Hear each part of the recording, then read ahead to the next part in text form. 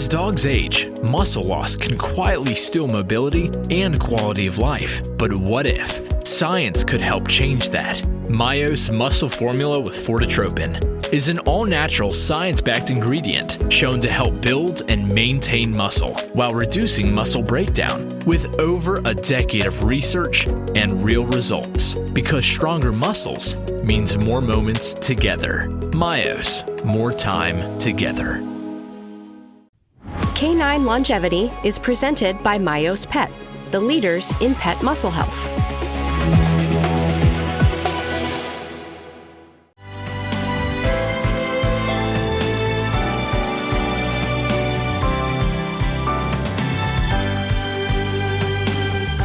And on today's episode of Canine Longevity, we actually have a live virtual teleconsultation with an actual patient. And joining us today is Willy Good Dog, and Willy Good Dog is a very well-known social media celebrity. And with us is Willy's owner, Chris. Chris, thank you so much for joining us. Awesome. Thanks for having me. We really appreciate it. No, I really honored to be here. Excited to have you both on the series. I'm going to go ahead, if it's okay with you. I'm going to share a keynote that has, what I did was I embedded your radiographs and videos and all those things just would be easy to flip through. So I'm going to go ahead and share that with you if that's okay. This is what I classically do for all of our telemedicine consultations. So I'm just going to go ahead and hit share, and we'll bring this up. And let me know if you can see that. Yep. Oh, it's awesome. Perfect graphics. Awesome. Perfect. So once again, thank you guys so much for joining us. And, you know, when I'm going to do a telemedicine consultation, one of the most important things, and people don't really give enough credit to this, is history. You know, so what you saw that day, didn't see that day, what you were seeing leading up to that day of an injury, or some owners just notice, you know, slowly over time, I'm seeing we're slow to get up. Maybe we're having some challenge with the stairs. Maybe it was we opened the back door and we weren't running out after the squirrel. We came back in holding up a leg. Sometimes it's my canine buddy took out my other canine buddy, you know, and sometimes there's just legs that go in different directions at a dog park. And so, and then there's the dogs that do sports, you know, agility, and they go in the tunnel and they come out and they slip, petting the surfaces that they're on. If you can take us back now, so a little bit about, you know, the injury. You know, were you seeing anything even before that? Were we starting to slow down? Were there any signs of limping, kind of sitting odd? And then just kind of walk me through, if you would, what you saw. Yeah. So Will, again, we work out 6 to 7 days a week. He has to be, here he goes, going to sit down. It's like, he has to be, he has to work out with me. Like, he wants to work out no matter what in the morning. He's waiting for me when I wake up. We had to go on a 21-day road trip for my company. So we take Willie and Jax with us everywhere we go. And we went to Greenville, South Carolina. No different. We woke up in the morning and did our workout in Greenville. And then at night, before we went to bed, we take him out for a walk, take him out to the bathroom. But then I spotted this really cool bench and it obviously had to jump on it. From there, I ran down the hill like a professional athlete I am, and bam! My legs suddenly refused to touch the ground. I couldn't put it down, and my pawns immediately started panicking. And all of a sudden we saw him limping in that back right leg. Really weird. Nothing. I mean, other than he's 6, and you see sometimes and when he lays down at night, when he sits down, you can hear a little bit of like a groan. You can feel, you know, kind of a little bit. Yeah.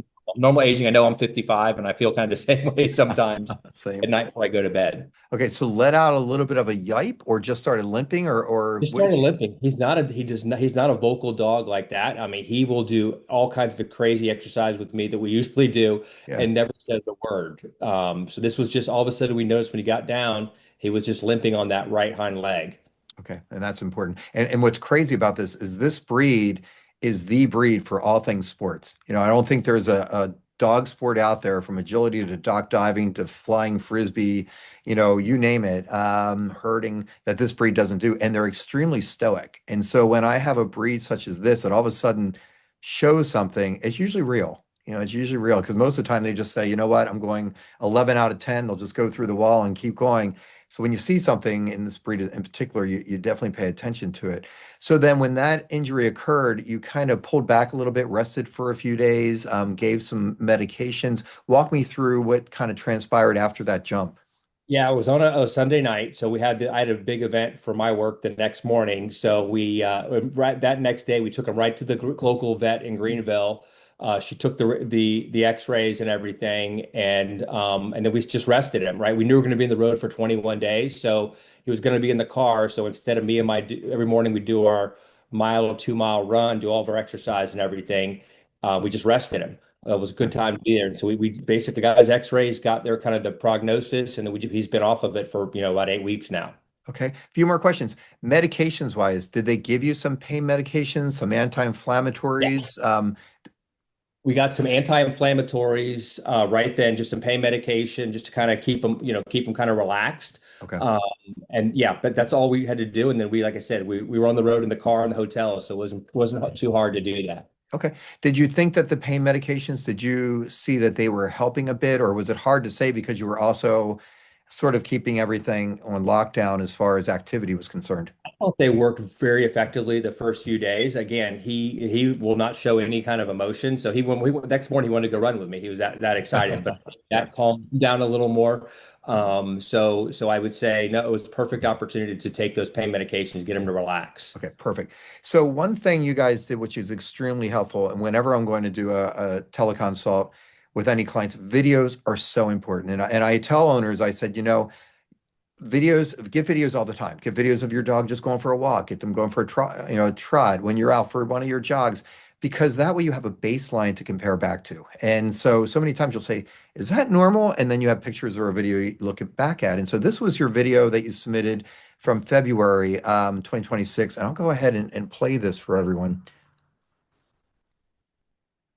And so when I watch this, the one thing we see is with that right hind leg, there's a shortened stride. You also see, if you look at kind of their little tushy area, their butt, we call it the gluteal region, you'll see this little bit of a hip hike that's occurring. And what that means is that, hey, something in that back leg, we don't know what, but something in that right rear leg says, I'm not quite comfortable. So we're taking a little bit of a shortened stride. We're also not putting full pressure on there. So this video, was this kind of what you were seeing on a daily basis, or was this the best it was, the worst it was? For sure. I mean, again, we were on the road 21 days, so we saw this basically the majority of the trip. Okay. That was kind of his normal gait. Again, we stopped him from exercising, just low walks to go to the restroom and everything like normal. But that's kind of what we saw the whole time we were out there. Okay. And that was a perfect video. So thank you so much for sending that. Now, most recently, this is the video I have. Actually, I just got it from you guys yesterday. And this is, again, a gait analysis. Thank you for the images are perfect. I usually have these dogs coming towards me or away from me or sideways. You captured all those things. And I'm going to play this one for you. And when we watch, again, look at that right hind limb. We're better, but if you see, there's just still a little bit of a hip hike there, and we're just shortened striding a little bit. Better weight distribution, though. If you look, we're putting better pressure on than we were in the first video, but still a little bit of a shortened stride on there. But I'd say greatly improved compared to the initial one. How do you think, as far as what you're seeing in this video, and what have you been seeing at home? 100%. Again, there's really no exercise. I'm walking him small strides every day, a couple of times a day. But I've seen a significant improvement over the last, almost 10 weeks. Perfect. And for those of you watching at home, this is the absolute perfect gait analysis video. So outside, no distractions, in the grass. You can see where we're coming, where we're going, we're doing circles. So absolutely, on your own dog, capture these videos and keep them. So in case down the road you think something's up, you always have those to compare to. So then you went to your veterinarian after this episode and took these radiographs. And these are actually very, very good radiographs. And this is of the hips, what we call pelvis or the hips. And I'll just walk you through it. Can you see my cursor okay? I can. Yep. So this is us laying on our back. This would be our tail. This is our pelvis right here. This is our spine going up here. And this is actually our hip. Now, with us laying on our back, that makes this our left hip, and that makes this our right hip. These hips are gorgeous. Literally what we would say OFA excellent. So the balls are seated well in the socket. There's no signs of arthritis. Genetically, these are exactly what you want to see. As we follow these down, we just catch some of the knee. To me, on each one of these sides, I think the knee looks okay, a little bit of an off angle. And so then your veterinarian went ahead and took a straight view for us. And so this really is what's a bit telling. Again, the hips, these are what we call OFA views. They're beautiful, perfect hips, ball and sockets. Love these. I work my way down to the knee. Here's the kneecap on both sides. That looks good. This is the femur. This is the tibia. We call this a fibula out here. And there's these little things or fibula that's out here. And then these little circles, we call these fibulas basically. And this one, they should look like this little circle. And all of a sudden I'm looking at this guy. And I'm like, well, that looks a little bit odd. And I look at this one, I'm like, that looks a little odd too. But again, he's focused here primarily on the hips. So if we blow this up, this is what we should see in a normal dog. So this is the front view, we call it craniocaudal or AP, of a normal dog's knee, femur, tibia, fibula. There's a little fibella. There's a little fibella. That's your kneecap. So basically, think of these like little peanut M&Ms that are living on each side. And we'll talk about why they're important here in a bit.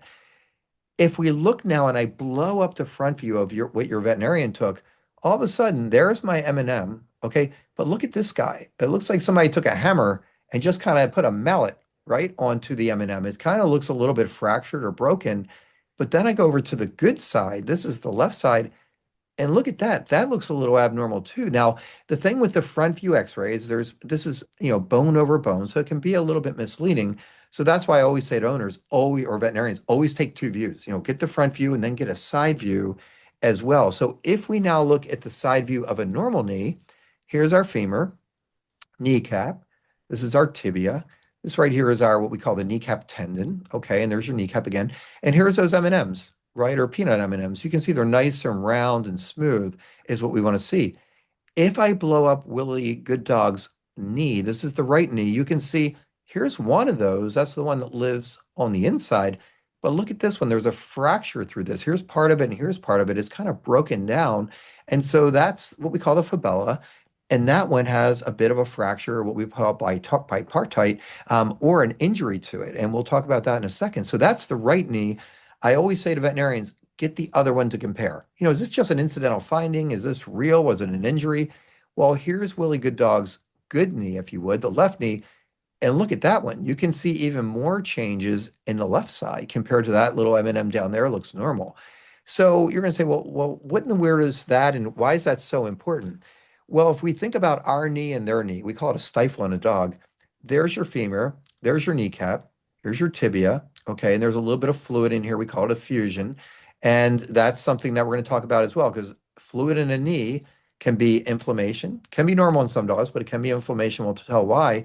But this big structure right here, you can see it goes down here. That's your Achilles tendon, which then comes up, and there you've heard of your calf muscle. It's a really big muscle, your gastroc, we call it. And look where it attaches, right up where these little guys are here. That's one of the attachment sites for your entire calf muscle and your Achilles tendon. Okay, so if we look over here at just this anatomy picture, cartoon illustration, you can see it starts up here behind the bone, right where that is, and it works its way down all the way to the heel. Okay, just like it would in us. So you can imagine then it's got an important job when it comes to walking, running, especially jumping. And, we talk about that. So those little guys, those little peanut M&Ms, we don't give them enough credit. And especially it makes sense then when we think about, oh, we jumped down off a park bench, what could have potentially happened? So these little bones behind the knee, they're normal. Sometimes they look irregular on an x-ray, and that can be normal. But when you see them in both sides and they're kind of broken apart, we say, is that trauma? Or is that something we were born with? And if we were born with it, it's still an abnormal M&M, which then means it's predisposed to injury, is what that means. So it's an attachment for that calf muscle, and it's really stressed during what do we have right here? Running, jumping, and landing. So it was the absolute perfect storm that we were up on a bench, and we just probably zigged when we should have zagged, landed kind of weird, and put some, increase what we call biomechanical load or stress on that calf muscle, and then it pulled on that little structure that was there that wasn't perfectly normal to begin with. So it was kind of the chicken or the egg. And we wonder, this could have possibly been brewing. And then it was that last little jump that we took that kind of made this happen.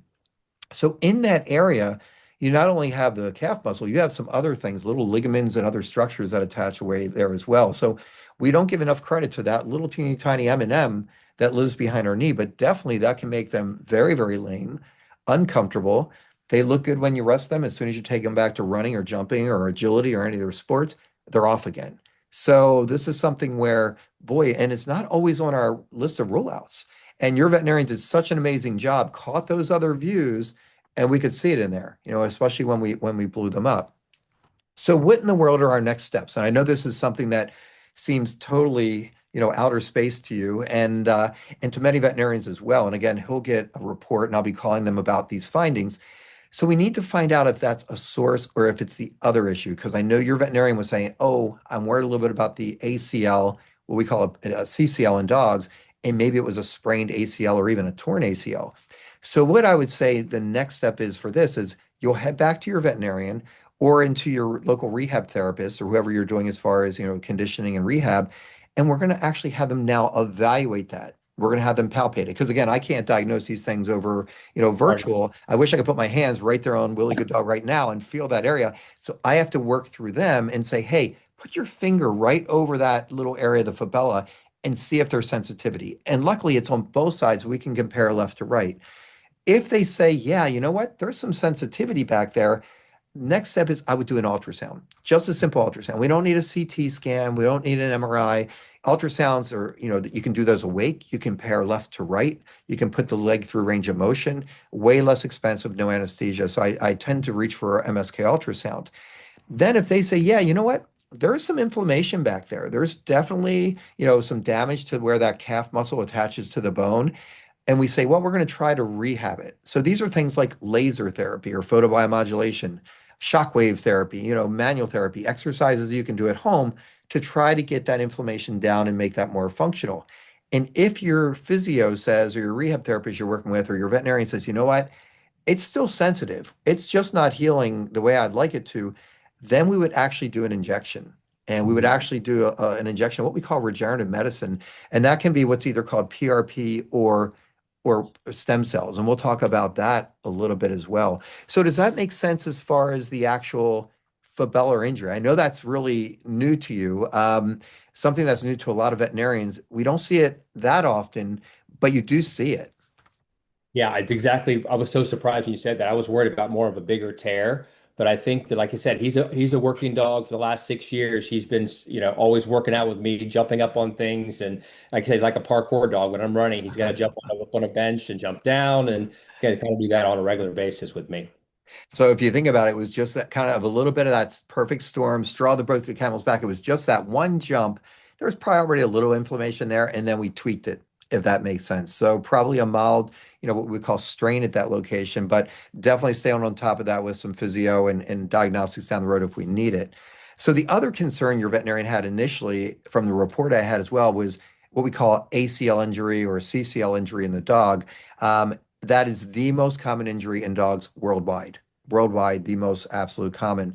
And when we were talking about as well with the injections, we're going to come back to this also, but this is something where when you have that fibular issue or you have these early partial tears, and we'll talk about this, regenerative medicine is something they use very, very commonly. Started way back in horses, they use it in humans, we use it in dogs as well. And so if when they evaluate that little fibula, they say, we're not seeing total improvement there in an ultrasound, there's still some little tear injury to the muscle or the tendon, then we say, let's do an injection. And what PRP is, it's where you draw a blood sample.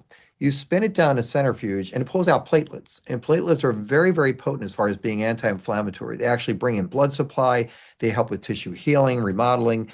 So they can be very, very potent as far as trying to get these types of injuries to heal. Now, one step further, if we say, this tear is a little bit more and we just keep doing rehab and we can't get it to resolve, then you can actually go to what we call stem cells. And this is where you take some tissue from the dog, usually a little bit of fat sample or a little bone marrow sample. We usually use fat, just a little keyhole. And you get those stem cells and mix it with the PRP and you make a cocktail basically. And then you do the injection and then you have the best of both worlds. Now, when they do that injection, you can see here this image to the left. It's under ultrasound and you have to hit the bullseye, because if the injury is right here, which you can see, you got to make sure that needle gets there and you're getting the PRP and the stem cells right into that injection. So really, really important. Again, that's way overkill. We know that we have the fibular issue. We send you off to do some, physical therapy or rehabilitation therapy, we call it in the vet space, and then some check-in there. And if down the road we don't see that it's improved, okay, we have injections available if we need it. Now back to this guy. ACL injury, you probably know somebody that's had an ACL. It's the most common injury also in people that do sports like football, skiing. You saw what happened in the Olympics not so long ago. And very, very common with dogs. Like I mentioned, billion-dollar industry. It's crazy. And that was back in 2003. So you can imagine now it's just such an incredibly common injury in these guys. And if we look at dog anatomy, I'm sure this is familiar for you as far as a human as well. Upper bone, femur, kneecap, tibia, Remember, those M&Ms lived right back here, so they had that important job we just talked about. Here's what we call the ACL in a person. That's your CCL in a dog. And don't forget, we don't give enough credit. There's one that goes the opposite direction called the PCL. This is one of those breeds because they can spin on a dime, they turn like a Ferrari. They can actually not uncommonly injure this ligament. Classically, house pets, companions, it's the ACL or CCL that injures, but a lot of these sporting dogs, because of the way they can turn and jump and spin and their athleticism, it's this one that they can injure. So a lot of components to it, what we call a stifle in a dog or a knee in a person. Now, when we think about it, we think of like, oh, we tore it. You and I were skiing, skis went this way, we went that way. Or Willy Good Dogs at the dog park got taken out by a big dog and that knee goes. And then there's our tear. But what we don't realize is we can just have little micro tears, like a sprain. We can have what we call a partial tear, or that catastrophic, East Coast, West Coast, completely teared, and that's your tore, and that's your grade 3. So there's all different variations. And your veterinarian was worried about this early tear, these partial tears, we call it. If they have a complete tear, unfortunately, that's where you're looking at full surgery, plates and screws and cutting the bone. And luckily for Willy Good Dog, that's not something we're looking at. When that happens, some people say, oh my Lord, are these dogs ever going to be the same? And the good news is with that, they can get back to sport. Now, we know Willy Good Dog doesn't have a complete tear. Your veterinarian already assessed that. But for those that have to go down that route or are watching this right now, if your dog has a complete tear and ever needs knee surgery, like a TPLO, they can get back to things all the way up to agility, which is really, really good to see. But this is where we are with Willy Good Dog. It's these challenging ones where we say, wait a minute, we have good days and bad days. Sometimes we were walking really well. When we sit, maybe we're sloppy sitting a little bit. Sometimes we're not sitting like a beautiful obedience dog. That leg just kind of kicks out. We look good on a hike or a run with you, and later that night we get up and we're kind of offloading or a little stiff. You're like, you were good yesterday. Why are you off today? So it'll drive you absolutely crazy. You go into your veterinarian's office and they feel the knee. They're like, there's a little discomfort there, but I don't feel that classic instability that we feel with an ACL or CCL injury, but there's some inflammation there. When they feel the front of the knee, they're like, yeah, there's some fluid on this knee. So this is one of those where you say, well, what do we do with this? So you rest them, you put them on some anti-inflammatories. They look awesome. And you go back to running with them again and you're like, ugh, here we go again. It's still not where it should be. So the first thing we do is exactly what your veterinarian did. You get those films, okay? And this is a different dog, but you can see there's all this gray that's up in here. This is fluid on the knee. That's what your veterinarian saw as well on Willy Good Dog. That's what we could see in the x-ray. So not only were these M&Ms okay in this dog, but there was fluid. For Willy Good Dog, we knew the M&Ms weren't happy, the fibella, and there was also fluid on that right knee as well. So one thing I want people to take away from this as well is if you have a dog that's stiff, gets up in the morning, kind of on again, off again, dog sits, one knee may be, uncomfortable or has some fluid on it or other joints, make sure we look at tick panels, tick titers. And, dogs like Willy Good Dog, they're traveling all over the country and other countries. And you may say, well, I'm in a state that doesn't have ticks. Well, it's hard to look at this chart and find a state in the United States that doesn't have a tick. They're kind of everywhere. So once a year, I recommend that every dog owner just get titers, just make sure they're negative, because that can cause them to have that little bit of inflammation or some discomfort, or even just, what we call stiffness in one joint. They're not febrile. They don't stop eating. They don't look sick. Sometimes they're just a little slow to get up, a little sore or stiff. And you could think that was just because you had a good workout yesterday. So absolutely run that. Now, your veterinarian was awesome, ran it, and it was negative. So you can put a big check in that box. So thank them very, very much for running that titer. The next thing, remember, we were talking about ultrasound. So not only can they do an ultrasound of the fibella, those little M&Ms, while they're there, they can look for me at the ACL or the CCL and see if there's some damage there. Okay, so this can actually show up on ultrasound very nicely. If we see that, yep, there is some inflammation still there, when they're rehabbing the fibella and the gastroc or calf muscle, guess what? It's just the front of the knee. I want them to also do that with the laser or the photobiomodulation into that area where the ACL would be as you do the exercises as well. Now, if this lameness continues, so Willy Good Dog is looking pretty good right now, and you're doing rehab, and if all of a sudden you're like, man, this just keeps coming back. We're going for our runs again. Willy Good Dog's working out with me again, and seems like we're just off in that leg. Then we would actually step it up and say, let's go scuba diving and really get a better look at this ligament and what's going on. And these are teeny tiny little needle scopes about the size of like a needle that we would use, 1.9 millimeters. And let's go scuba diving. So this is a dog, it's a sporting dog. And I'm going to play this video. And what you're going to be looking at in a second, this shiny area right here is healthy ACL or CCL. And all this fluffy stuff here, this is a partial tear. This is a dog that can run, jump, do agility, but periodically just looks off, rests, non-steroidals, looks great, and then is off again. So if we play this video, what you're going to see is as I'm just gently palpating this, here's all the area that's torn. There's some inflammation right there. The majority of this structure is intact. So this is those early partial stable tears, what your vet was worried about, an early partial tear, basically. So very, very common. So the question is for these dogs, you've tried rest and non-steroidals, you've tried rehabilitation therapy. If it keeps coming back, the question is, can we use regenerative medicine, just like we talked about for the fibula? So once again, can we take our PRPs, get that blood sample, spin it down? Can we get our stem cells, that fat sample, which has the ability to help tissues? Basically, the way I look at stem cells is they're a conductor of the orchestra. Hey, I need some blood supply. I need this tissue to turn on. The resident stem cells that are in there start to heal these tissues. So it's really conducting the orchestra, making these tissues heal. And the PRP is sort of the ability for it to upregulate and help the stem cells work. So we wanted to see years ago, could this be something beneficial for dogs? We had known that they've been doing this in humans.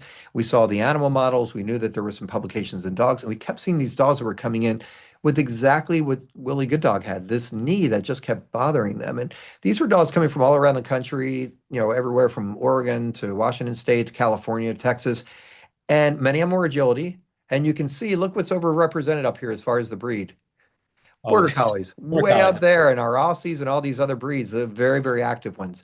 So a lot of these were sporting, but 28% of these were dogs that were companions, but they run with the owner, they hike with the owner, they work out with the owner.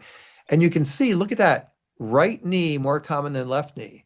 It fits right into what you're saying, just like we're left-handed or right-handed. So same thing with Willy Good Dog, more so in the right leg. So we went ahead and we did stem cells and PRP. We looked at half of them getting fat-derived stem cells and half of them getting bone marrow, just to see if there was any difference between the two groups. And we found they worked equally well. And this is just an example of a dog just like Willy Good Dog, super athletic. This is actually a Team USA World Team dog named Cool. And Cool had the same injury. Now, when these dogs come in to see me, either at my West Coast or East Coast location, I had them walk down a mat, and these are their little footprints. And in a dog like Willy Good Dog, both forelimbs should be 30-30, both hind limbs should be 20-20. Well, you can see with Cool, we're taking all of our weight off of this left one and putting it to the front legs. That should be 20. Well, if we look after the stem cells and the PRP, Cool flew back to us from Seattle. Here we are at 20. Okay, so much better weight distribution. So when we looked at the before and after, so here was the original injury, the partial stable tear to Cool's ACL or CCL. 90 days later, when Cool came back to walk down the mat and have us assess, we took that little needle scope, just took a quick peek. You can see the nice fibers that we have here as well. And the good news about these early partial stables, if you catch them early, like your veterinarian did and like you did, we can get these dogs back to performance and back to sport. So this is the perfect scenario where you caught them early. They don't need a full TPLO surgery. We're trying to get these dogs back in a more conservative, holistic approach. So, just like in Willy Good Dog, you're way ahead of the curve, which gives us so much opportunity as far as our treatment options. And like I was mentioning before, now this is something they commonly do in humans. So this is the same exact type of cocktail, if you would, that we used in our paper, our second publication, where they looked at what we call BMAC. They looked at PRP, and they found statistically significantly in humans with these ACL injuries, they could get them back as well to healing. So what are our next steps? And I know that is a lot. We talked about this M&M injury or these fibulas. We talked about these early partial stable tears that your veterinarian was worried about. And this is a lot to unpack. So I'm not going to make you memorize this. Don't worry, you're going to get a full report. Your veterinarian gets a full report. I send a report to your rehabilitation therapist. But let's just say, here's your marching orders, if you would. The first thing, I would love your veterinarian or your rehab therapist just to palpate those M&Ms. Okay, feel the one on the right, feel the one on the left, compare them, see if there's some sensitivity. Okay, if there still is some sensitivity, we may say, hey, maybe we should look at this with ultrasound. While they're looking at that, I want them to feel that knee again or the stifle to see if there's still some fluid there. Okay, is there still some inflammation? Is there still some knee discomfort throughout range of motion? And if we say, you know what, there is, I'd like them to do an ultrasound. Okay, so they're going to look at that gastroc where it attaches at the M&M. They're going to look at the CCL and see, is there still some inflammation? Is there still some areas of, that we could, help further with rehab or things like that. So then you'll go into rehab if they still see that's active. So laser therapy, shockwave therapy, we call it manual therapy. You'll have some exercise you do at home as well. And then we send you back to activity. You're going to start working again, your CrossFit, all the things you do, hiking.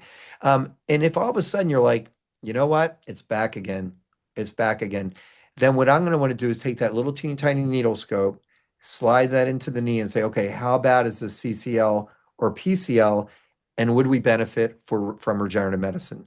And if we would, get our little fat sample for the stem cells, get our blood sample for the PRP, and then if we're injecting the knee, we'd also inject that area up around the calf muscle where that fibella is to help that with healing as well. So I know that's a lot of stuff, and you'll get a report, but this is something where it's the chicken or the egg. And you did an amazing job. Your veterinarian did an amazing job with the workup, and now we have a plan. Okay, so I think at the end of the day, the important thing to take away is this is going to be a lifelong thing, right? We were most likely born with this since we have this little guy here and the same thing over here. It'd be odd to injure both of these at the exact same location. So this is going to be important from a standpoint of warm-ups, cool downs, just like you do. When you work out, what do? You do your active warm-ups, you do your exercise, you do your passive stretching afterwards as part of your cool down routine. Same thing I'm going to be having you do with Willy Good Dog, just to keep that calf muscle, what we call the gastroc, and the CCL healthy and happy and functional without it, because this is going to be a long-term maintenance that you guys are going to be doing together. This is Dr. Sherman Canapp here with Canine Longevity. And at the end of the day, I think one of the most important things we learned from this virtual consultation is that it's all about an appropriate diagnosis and a team approach, because just like Willy Good Dog, it's about getting back and having orthopedic wellness and sport and performance longevity. Chris, I can't thank you enough for taking the time. And Willy Good Dog, it's been a pleasure. Keep me posted. Sounds great, Dr. Canapp. Thank you very much. Thank you. Have a good day. Thank you so much for joining us.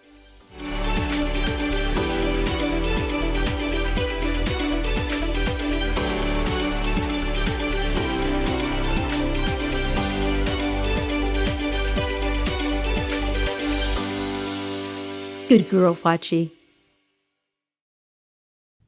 Canine Longevity is presented by Myos Pet, the leaders in pet muscle health.